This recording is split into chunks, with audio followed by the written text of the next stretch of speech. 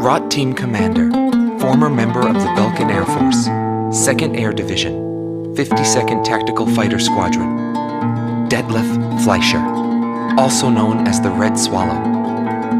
With his skill and demeanor, he was practically a poster boy for the armed forces. Today, he is a professor of history at the University of Dinsmark.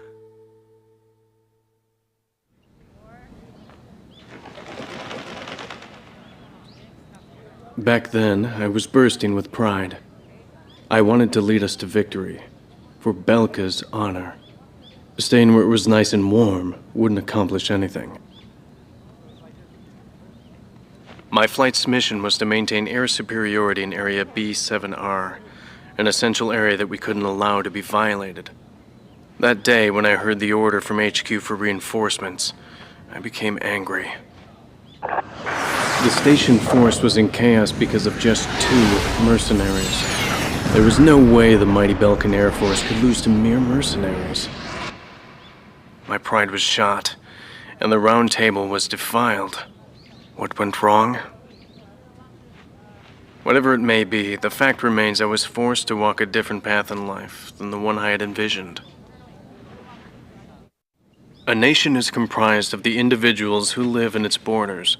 It can only become a nation when it is supported by those individuals. But mercenaries who cross lines and allegiance for money have no country to protect. They only fight for their own power and fame.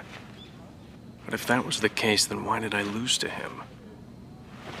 Maybe not having the burden of a nation allows you to fly faster.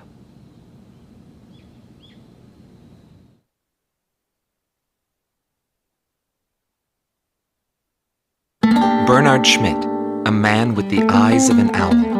Groom Team Commander, former member of the Belkan Air Force, 10th Air Division, 8th Tactical Fighter Squadron.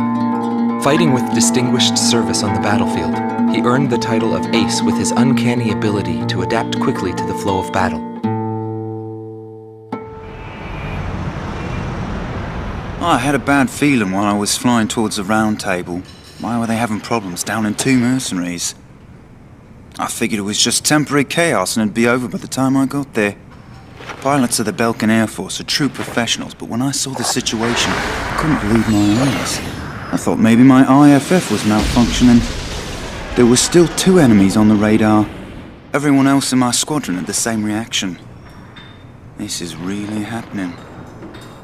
Every now and then, guys like that appear on a battlefield. Someone special, you know?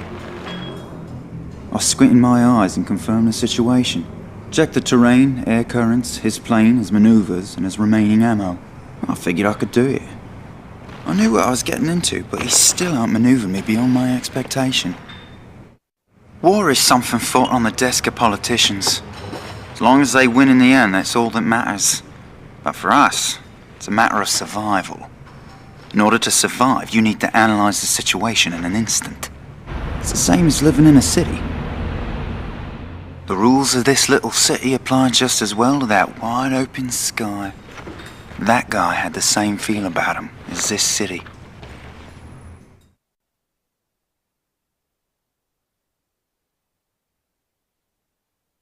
Indigo Team Commander, former member of the Belkan Air Force, 7th Air Division, 51st Tactical Fighter Squadron, Dmitri Heinrich. An ace whose precision and grace in flying earned him the title of Blue Heron. Today he has his hands full with the family business. That day, right before I deployed, my airspace assignment was changed. Initially, my squadron was assigned to the Stable Eastern Front. That was changed to Area B7R, the round table where casualties were recorded at a fearsome pace. It's also the place where I met him. It was just 2 planes, him and an Eagle. And yet our lead force didn't stand a chance against them. I could tell he was good, and it was going to be bad for us. But there was something else I noticed. He hesitated. A vulnerability that can be exploited. I was certain I would win. The pilot was still young. He had yet to master the rules of combat. But in the end, I was shot down. I fly under the code of knighthood. It's no surprise, since we soldiers are the descendants of the Belkan Knights. We protect the meek and give our lives for honor, but that does not mean that we are generous, since generosity will cost us our lives. If the pilot survived to the end of the war, he must have carried out these rules.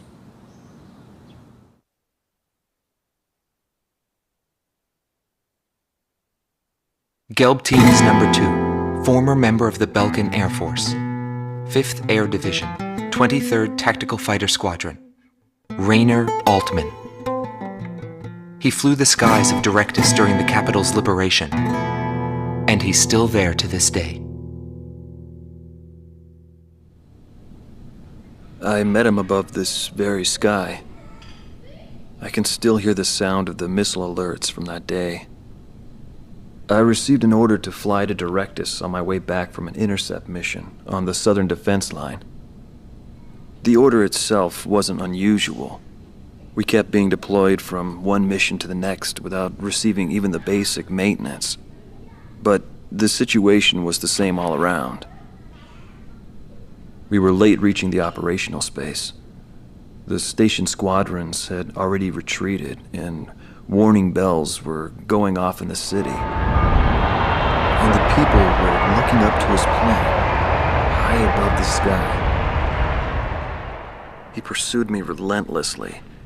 As soon as I thought I'd shook him off, there he was again. The never-ending sound of the missile alerts put fear in my heart for the first time.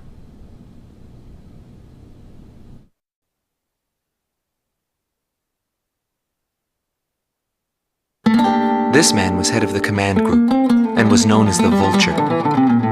Schwartz Team Commander, Dominik Zubov, former member of the Belkan Air Force, 13th Night Fighter Air Division, 6th Tactical Fighter Squadron. He fled after the final battle in order to avoid prosecution for various war crimes. He is still on the run and being hunted as an escaped killer.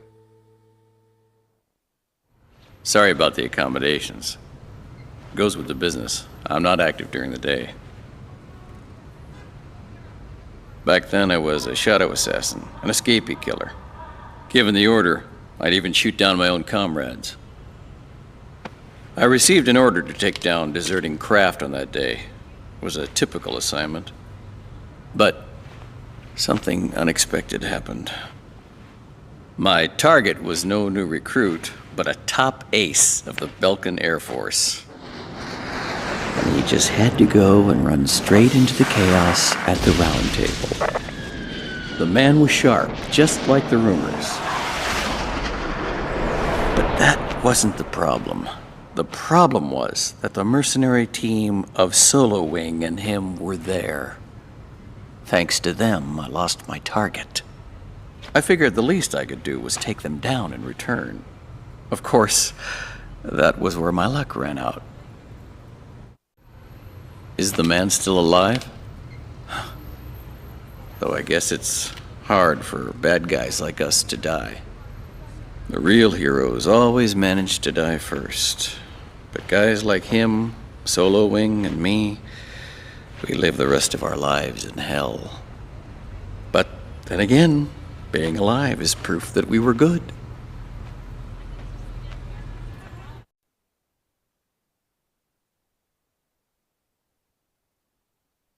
Schnee Team Commander, former member of the Belkan Air Force, 22nd Air Division, 4th Tactical Fighter Squadron, Eric Hillenbrand. He never had great ambitions.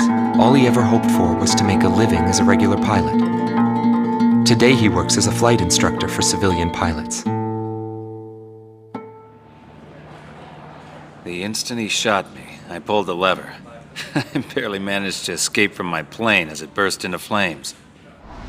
After drifting from the blast, I landed below the round table. It was a wide-open, barren wasteland. How long would I have to wait for a rescue party? Radio interference within the round table was fierce. The odds of a distress signal actually reaching anyone was low. I was at a loss for what to do. Anyway, I'd really gone out with a bang this time. I took that as a sign it was time for me to retire. But just then, I heard a roaring overhead. It was his plane. I was jealous of his calm flying form. Rather than wait for the rescue team, I began to walk toward the nearest base. I was driven by desire to get back up there and fight him again. Of course, it did take me 3 days to get there. When a fighter plane goes down, that's the end. It disintegrates into pieces. Incinerated beyond recognition. It's a scary thought. But it also makes you feel alive.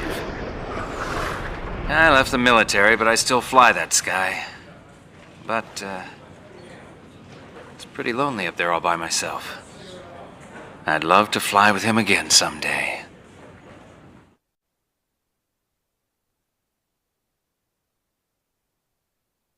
Silber Team Commander, former member of the Belgian Air Force, 51st Air Division, 126th Tactical Fighter Squadron. Dietrich Kellerman. He was once the top ace at Belka and a fiery instructor at the Air Force Academy. In 1995, the Belgian Air Force sent him to the front lines to bolster troop morale.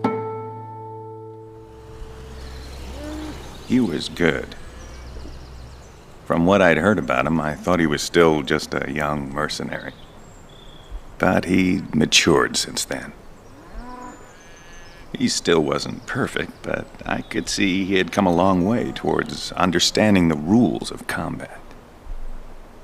What's important on the battlefield is to let go of hate, to survive, and to adhere to the rules you've set for yourself. These are the rules I've taught my students. And when I saw him, I could tell my time was done. A new generation had inherited the sky. There was no more need for an old soldier like me. Hatred cannot be the only motivation for war. It only brings about more pointless deaths. I lost most of my students. They were all my children, my flesh and blood. I will never overcome that grief. I'll probably never teach anyone again, nor will I ever go up in the sky again. I've entrusted everything I know to a new generation. I'll just look on from here.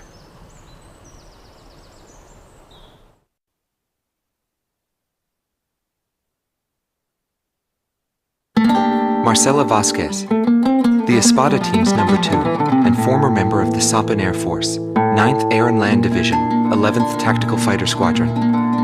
She is thought to be a survivor of the Coup d'etat squadron. She currently earns a living as a dancer. If the Demon Lord hadn't appeared, our lives might have been different. For me, it wasn't about flying or ideals. Most of all, it was about him, my flight lead. Our mission was to escort the heavy command cruiser that was to act as transportation for the organization. And the Demon Lord appeared, as if to block our path. I will never forget his overwhelming power.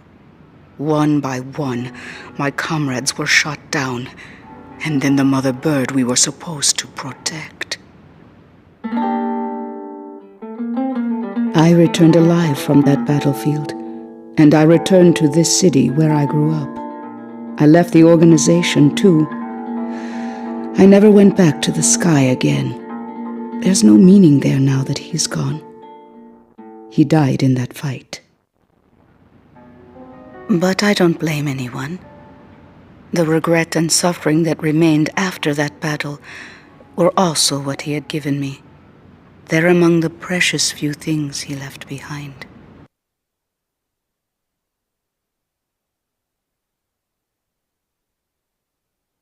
Anthony Palmer, former lieutenant of the Oceanair Defense Force, 8th Air Division, 32nd Tactical Fighter Squadron. He's been missing for some time, along with Captain Bristow of the same unit, since the decisive Battle of Valdreich. Captain Bristow is rumored to be one of the founding members of A World with No Boundaries. Palmer's ties to the captain have led many to believe that he is a high-ranked individual within the group. He currently works for an insurance company based in Aurid, the capital city of Osea. Demon Lord was right. Everything he touched fell apart. I thought I was watching magic. When I was in the military, they called me an ace too. I got medals for my actions on numerous battlefields. I never felt fear toward an opponent. The same went for my ideals. I wasn't afraid to take on even an entire country. But when I was fighting him, something felt different. At first, I didn't know what it was. It wasn't until I noticed my hands shaking on the flight stick that I realized. It was fear. It's embarrassing, but once I felt that, I couldn't fly anymore. I felt guilt toward my companions at the time. There's always a war somewhere, and I'm sure he's on some battlefield somewhere fighting even now. He'll always have a place to live.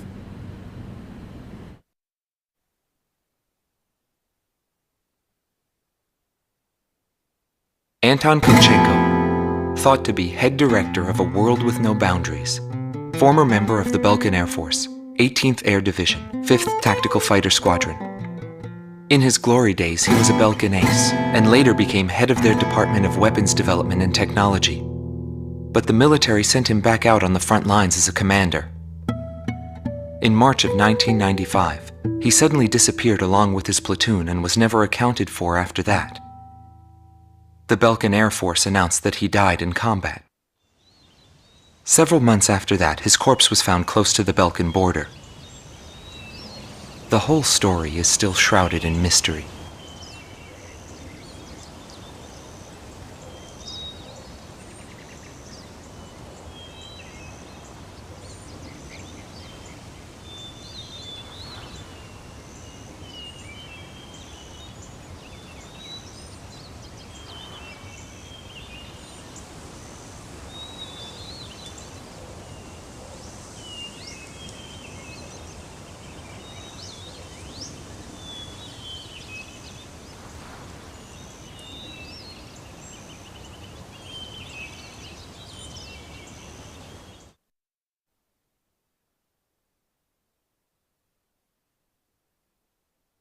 Joshua Bristow, former captain of the Osean Air Defense Force, 8th Air Division, 32nd Tactical Fighter Squadron.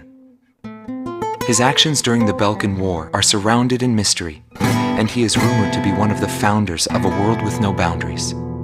His whereabouts were unknown after the decisive Battle of Valdreich, but several years later he resurfaced as a leader of a terrorist organization. Today he is serving time in prison. This darkness and that little window are my entire world now. I'm actually rather fond of it. The darkness envelops me in a borderless world, a world with no boundaries. He was not the reason we were unable to change the world. No matter what the desired outcome is, the world can still change, as long as people expand their knowledge and desire change. Today's world has already changed from what it was back then. Larry Falk, also known as Solo Wing Pixie. GALM Team's number 2, and member of the Ustio Air Force, 6th Air Division, 66th Air Force Unit. That's right. This man was his buddy. And his enemy. I should have died that day, but I didn't. I dragged my wounded body and reached ground zero of the nuclear detonations. A barren, empty land. I felt an unbearable sadness when I witnessed that landscape. There were still people living there. They were the ones that saved me. It may be true that the world has no need of borders, but would getting rid of them really change anything? The world won't change for the better unless we trust people. Trust is vital in a peaceful world. But that will never happen. I'm still on the battlefield. Right now I'm near a border. I want to see for myself what borders really mean, and what their volition really is. I may not find what I'm looking for, but I still want to try. Anyway, that's what I've come to believe, and I think that's enough. Will he see this video? If you do meet him, give him a message for me. Yo, buddy. Still alive? And thanks, friend. See you again. The Demon Lord of the Round Table. A warrior who soared through the Belkan War, inspiring both fear and admiration. His presence filled the skies for but a few short months before he disappeared. Apart from that, nothing is known about him.